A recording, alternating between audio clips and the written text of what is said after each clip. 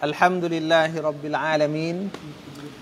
Wassalatu wassalamu ala ashrafil mursalin Sayyidina wa maulana Muhammadin wa ala alihi wa sahbihi ajma'in, amma ba'd. Ikhwafillah yang dirahmati Allah, pada malam hari ini insyaallah ta'ala kita akan lanjutkan bahasan di surah Al-Baqarah ayat 108. Itu kebetulan sudah difotokopikan oleh Ustadz Rizky Ahmad Riyadhi ya. Riyadhi. Halaman berapa Tad kalau yang fotokopi? 48. Bismillahirrahmanirrahim. Qala Allah Ta'ala fil Qur'anil Karim, am turiduna an tas'alu rasulakum kama su'ila Musa min qabl. 108 Tad. Fotokopinya terpotong tuh. Am turiduna an tas'alu rasulakum kama su'ila Musa min qabl wa man yatabaddalil kufra bil iman faqad dhalla sawa'as sabil. Ataukah kalian menginginkan, kata Allah, meminta kepada Rasul kalian sebagaimana telah diminta Musa sebelum itu? Siapa yang menukar kekufuran dengan keimanan, maka benar-benar dia telah sesat dari jalan yang lurus. Ini ayat 108 dari surah Al-Baqarah. Apa kata Syekh rahimahullahu ta'ala? Yanhallahul mu'minin awil yahuda. Allah subhanahu wa ta'ala melarang orang-orang yang beriman atau orang Yahudi. Melarang orang beriman atau orang Yahudi. Jadi larangan yang langsung itu dari Allah subhanahu wa ta'ala kepada orang-orang beriman untuk tidak dilakukan. Apa larangan tersebut yang Allah larang? Allah melarang akan apa? Yaitu bi an yas'alu rasulahum. Gambarannya Allah melarang mereka orang beriman itu meminta kepada Rasul mereka. Rasul mereka. Kama su'ila Musa min qabl, sebagaimana telah diminta Musa sebelum itu. Nah sekarang ketika kita membaca ini kan Allah melarang orang beriman untuk meminta kepada Nabi Muhammad sebagaimana dulu Musa pernah diminta tentang itu. Kata Syekh, wal muradu bidzalik, yang dimaksud dengan itu, dengan larangan bertanya tuh ya, bertanya bukan meminta, bertanya. Jadi melarang antas alu rasulahu. Allah melarang orang beriman untuk bertanya kepada Rasulnya sebagaimana ditanya sebelum itu Nabi Musa, yaitu as'ilatut ta'annud wal i'tirad. Itu dia. Pertanyaan-pertanyaan yang mempersulit, ta'annud.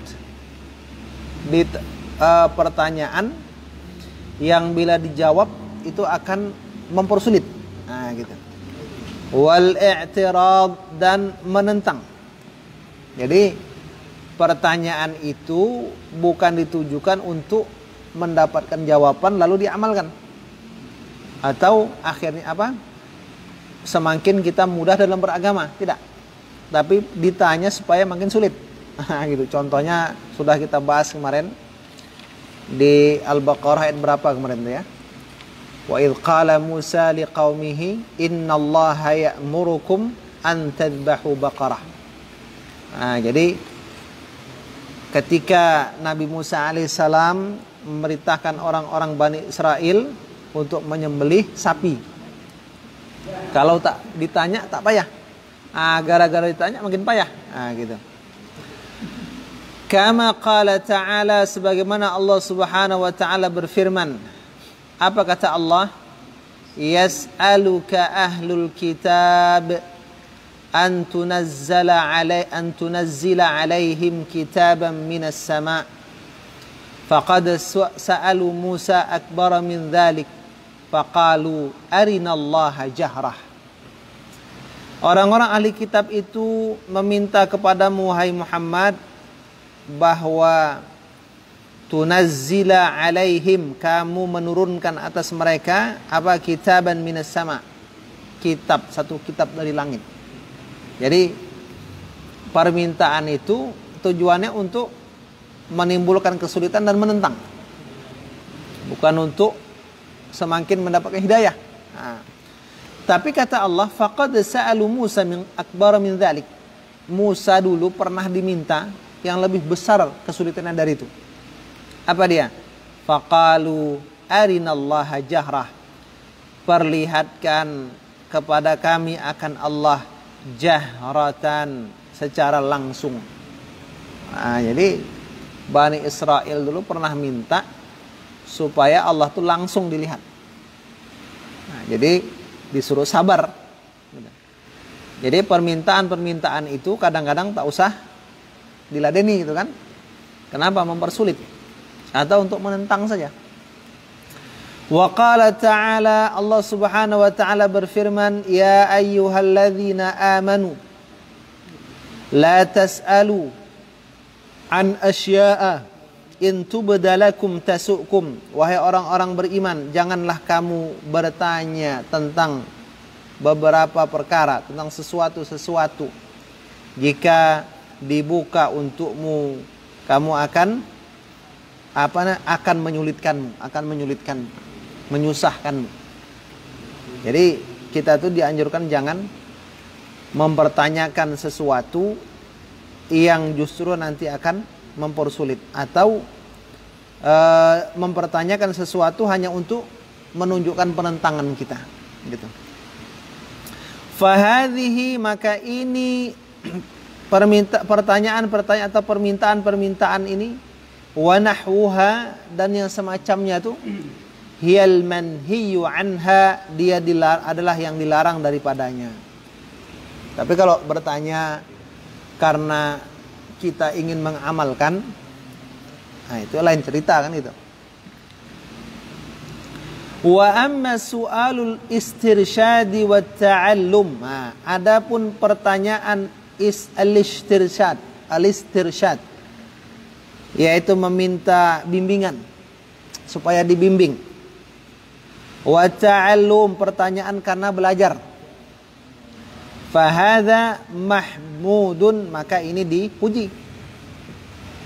Qad amarallahu bihi, Allah telah memerintahkan dengannya. Gitu. Kama qala ta'ala, sebagaimana Allah Subhanahu wa ta'ala berfirman, fas'alu ahla dzikri in kuntum la ta'lamun. Bertanyalah kepada ulama jika kamu tak tahu. Kalau tak tahu jangan pura-pura tahu kan. Nanti kacau kan itu. Wa yuqarriruhum alaih, dan wa yuqarriruhum menyetujui, Allah menyetujui mereka atasnya. Jadi Allah tuh menyetujui pertanyaan kepada ulama gitu. Boleh, silahkan. Yas'alunaka 'anil khamri wal maisir. Mereka wahai Muhammad bertanya kepadamu tentang khamar dan judi. Kalau ini perlu ditanya gitu. Gitu kan? Maksud pertanyaan yang tak perlu itu yang enggak ada apa? Bukan hal yang harus ditanya. Apa contohnya? Kalau sekarang, kalau dulu zaman wahyu taruhlah jangan terlalu banyak ditanya gitu kan. Kalau sekarang contohnya misalnya kita itu menerima uang, ya kan? Uang itu ada warna merah. Merah itu biasanya warna apa tuh, tak? Darah kan? Jangan ditanya nih darah apa. Kalau dibilang darah babi kacau. Nah, jadi yang kayak itu nggak perlu ditanya. Kenapa? Kalau ditanya sulit. Kita mau pergi ke masjid, rupanya ruko sebelah tuh menetes-netes air di atas. Nah, kita ketok pintu yang punya rumah. Nah, gitu. Bu, tadi itu air apa? Wah, itu air WC katanya. Balik lagi kita pulang. Gitu. Makanya tak perlu ditanya. Gitu. Itu masalah-masalah yang tidak perlu ditanyakan. Ini ada hubungannya dengan yang itu? Apa yang?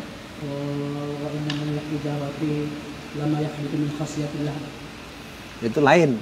Nah, kalau itu menyambungkan ayat ini dengan itu. Berhubungan dengan apa? Sikap. Ketika bertanya itu untuk menunjukkan penentangan. Nah, kalau sekarang kan orang bertanya kan biasanya ingin mendetail. Nah, satu perkara itu ditanya supaya detail, akhirnya dia susah. Contoh itu tadi. Nah, gitu. Karena saya dengar penjelasan hadis yang itu kan, ketika Nabi Musa bertanya itu beliau mengungkap ayat yang itu. Iya. Kalau itu jelas ada hubungan karena ketika mereka itu bertanya tentang cahaya Allah itu kan. Itu kan zaman wahyu. Nah, gitu. Kalau kita kan zaman wahyu sudah ditutup. Nah, gitu. Yas'alunaka 'anil yatama, dan mereka bertanya kepadamu tentang anak-anak yatim. Nah, itu terpuji. Kenapa? Ada syariat yang mendekatkan kita kepada Allah. Wa nahwi dzalik, dan yang seumpama dengan hal tersebut. Qala, Allah berfirman, wa may yatabaddalil kufra bil iman, siapa yang menukar kekufuran dengan keimanan, faqad dhalla sawa'as sabil, dia telah sesat dari jalan yang lurus. Lalu ayat 109, thumma akhbara an hasadin kathirin min ahlil kitab. Allah Subhanahu wa taala mengabarkan tentang hasad yang banyak, kedengkian yang banyak, min ahlil kitab, dari ahlul kitab. Wa annahum balagat bihimul hal, dan bahwasanya mereka kondisi itu telah sampai pada puncak mereka. Maksudnya puncak hasad tadi. Jadi hasad itu kan bertingkat-tingkat. Ini sudah sampai puncaknya gitu. Kalau hasad yang belum puncaknya itu, hasad hanya terpendam dalam hati. Nah, kalau sudah sampai puncak, hasad itu sudah berbentuk perbuatan. Gitu. Jadi sampai-sampai dia melakukan makar untuk menghancurkan orang yang dihasadkannya tersebut. Itu puncak. Annahum waddu, bahwasanya mereka itu ahlul kitab menginginkan, lau yaruddunakum min ba'di imanikum kuffara, kalaulah mereka akan mengembalikanmu dari setelah keimananmu itu kuffara, menjadi kafir. Nah, ingin memurtadkan kembali orang beriman. Wasa'u fi dzalik, dan mereka itu berusaha membuat itu. Ya. Wa a'malul makayid, dan mereka menjalankan tipu daya, berbagai macam tipu daya. Wa kaiduhum raji'un alaihim, dan tipu daya mereka kembali kepada mereka sendiri. Akhirnya kembali kepada mereka. Kama qala ta'ala, sebagaimana Allah berfirman, wa qala ta'ifatum min ahlil kitab. Nah, ini kan ada sekelompok dari ahlul kitab tuh, mereka berkata, aminu billadzi unzila 'alal ladzina amanu wajhan nahar wakfuru akhirahu la'allahum yarji'un. Berimanlah dengan yang unzila, telah diturunkan atas orang-orang yang beriman, wajahan nahar, siang hari. Wakfuru akhirah, dan kafirlah pada akhir siang. La'allahum yarji'un, supaya kalian dapat kembali. Jadi ini puncak hasad mereka. Mereka mencoba mengelabui umat. Kalau siang beriman, kalau malam kafir gitu kan. Kalau siang soleh, kalau malam seli kan gitu kan. Berubah ya. Wa hadza min hasadihim as-sadir min 'indi anfusihim, dan ini bentuk hasad mereka yang muncul dari sisi mereka sendiri. Fa'amarahumullahu bimuqabalati man asa'a ilaihim ghayatal isaa'ati bil 'afwi anhum. Ini dia. Maka Allah memerintahkan orang beriman. Tadi kan ahlul kitab tuh melakukan tipu daya untuk merusak umat Islam. Gitu kan? Menghancurkan umat Islam. Kondisi umat Islam itu dalam keadaan misalnya lemah, belum kuat, belum siap, belum punya kekuatan yang matang. Apa yang Allah perintahkan? Fa'amarahumullahu bimuqabalati man asa'a ilaihim ghayatil isa'ah bil 'afwi anhum was-safhi hatta ya'tiyallahu bi amrih. Allah perintahkan bimuqabalah, memerintahkan orang beriman pada menghadapi man asa'a ilaihim, terhadap orang yang berbuat buruk kepada mereka, ghayatul isa, dengan puncak perbuatan buruk, dengan apa? Bil afwi anhum, dengan memaafkan mereka. Nah, bayangkanlah, was-safhi, dan mengampuni mereka, hatta ya'tiyallahu bi amri, sampai Allah datangkan perintahnya. Jadi kita itu kalau posisi umat sedang lemah, kita ini misalnya dalam wilayah minoritas, kita tidak punya kekuatan matang, kita disuruh banyak-banyak memaafkan dan melapangkan dada. Melapangkan dada, mengampuni. Sampai kapan? Sampai datang perintah Allah. Kalau di zaman Rasul sampai datang perintah berjihad, ya kan? Kalau kita sekarang sampai Allah memberikan kesempatan kepada kita, di mana kita bisa menampakkan kekuatan tersebut. Tapi selama belum bisa, kita diperintahkan untuk memaafkan dan mengampuni atau berlapang dada. Karena prinsip amar ma'ruf nahi mungkar itu jangan mencegah kemungkaran bila nanti timbul kemungkaran yang lebih besar. Nah gitu. Kalau kita yakini kemungkaran itu dicegah akan menghilangkan kemungkaran, silakan. Tapi kalau kemungkaran dicegah akan menimbulkan kemungkaran yang lebih besar, tidak dicegah kemungkaran itu. Nah gitu Tat. Jadi enggak semangat aja beragama itu Tat. Harus ada ilmunya gitu. Makanya tindakan-tindakan yang gegabah gitu kan, hanya bermodal semangat lalu menampakkan seakan-akan membela Islam, justru kadang-kadang efeknya menimbulkan masalah besar bagi umat Islam itu sendiri. Nah, dulu misalnya di wilayah itu orang boleh beribadah 5 waktu, ya kan? Umat Islam boleh mengembangkan aktivitas Islam. Tapi gara-gara kesalahan satu orang misalnya, masjid ditutup, dana umat dikontrol. Nah, ini kan namanya tindakan gegabah yang tidak memikirkan efek di belakang hari. Nah, gitu. Jadi terhadap orang yang melakukan keburukan dengan puncak keburukan waktu itu, kata Syekh, kita itu disuruh untuk kalau masih lemah itu memaafkan dan mengampuni atau berlapang dada. Sampai kapan? Sampai Allah mendatangkan perintahnya. Sampai Allah memberikan kesempatan kepada kita untuk bisa menegakkan amar ma'ruf nahi mungkar dengan cara yang sempurna. Thumma ba'da dzalika atallahu bi amrih iyyahum bil jihad. Kemudian setelah itu Allah datangkan perintahnya kepada mereka dengan jihad. Nah, setelah umat Allah anggap memiliki potensi yang sudah pada saatnya, baru Allah perintahkan. Fasyafallahu anfusal mu'minin minhum. Maka Allah subhanahu wa ta'ala sembuhkan hati-hati jiwa-jiwa orang beriman dari mereka. Faqatalu man qatalu. Maka mereka pun membunuh orang yang mereka bunuh. Wastaraqau man istaraqau. Dan mereka pun menjadikan budak siapa yang mereka jadikan budak. Wa ajlau man ajlau, dan mereka usir siapa yang mereka usir dari kalangan ahlul kitab tersebut setelah mereka siap. Innallaha ala kulli syai'in qadir, sesungguhnya Allah atas segala sesuatu itu maha kuasa. Kita kadang-kadang semangat jihad kuat, berjamaah aja masih banyak yang bolong-bolong, gitu kan? Semangat jihad kuat, tahajud sering tinggal. Apa acara tuh? Gitu. Semangat jihad kuat, ya kan?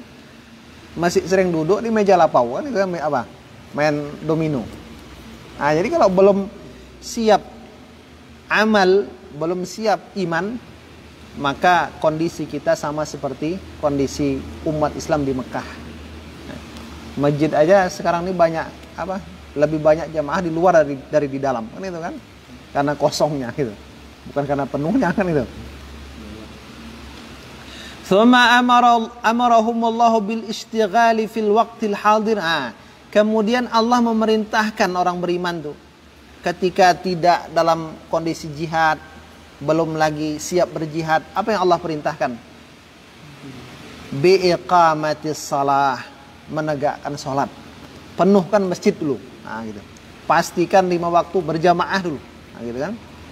Pastikan zikir tak tinggal, gitu. Pastikan baca Quran tidak pernah bolong, gitu.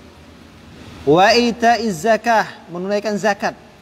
Wa fi'li kullil qurabat, dan melakukan setiap perbuatan ibadah. Nah, setelah kita tuh mantap dengan itu, wa wa'adahum annahum mahma fa'alu min khairin, dan Allah menjanjikan kepada mereka bahwasanya mereka itu bila mana berbuat kebaikan, fa innahu la yadhi'u 'indallah, maka itu keadaan tidak akan sia-sia di sisi Allah. Bal yajidunahu 'indahu wafiran muwaffaran qad hafizahu, mereka akan mendapatkan kebaikan itu di sisi Allah itu berlimpah-limpah, banyak, dan benar-benar Allah menjaganya. Jadi kalau kita nih Islam dipojokkan, kita minoritas, misalnya negara tertentu kita minoritas dipojokkan, kita bersabar, kita tunjukkan akhlak yang baik, satu saat pasti Allah akan memberikan kemenangan kepada umat Islam. Nah, gitu. Contoh yang pembuat film Belanda kemarin itu kan, film Fitnah itu kan, dengan kesabaran umat Islam di sana, akhirnya malah mereka yang masuk Islam. Gitu. Tapi kalau langsung dihabisi nyawanya, nah, akhirnya dia tak punya kesempatan lagi, kan itu, masuk Islam. Innallaha bima ta'maluna basir, sesungguhnya Allah itu dengan apa yang mereka lakukan itu maha melihat. Nah, jadi ayat ini tuntunan kepada umat Islam bersikap terhadap setiap orang yang membenci Islam. Nah, gitu. Jadi lihat tahapannya. Kita lanjutkan di kitab Minhajul Talibin, ya. Halaman berapa tadi? 37. Hah? 37 ya. Kitab Minhajul Talibin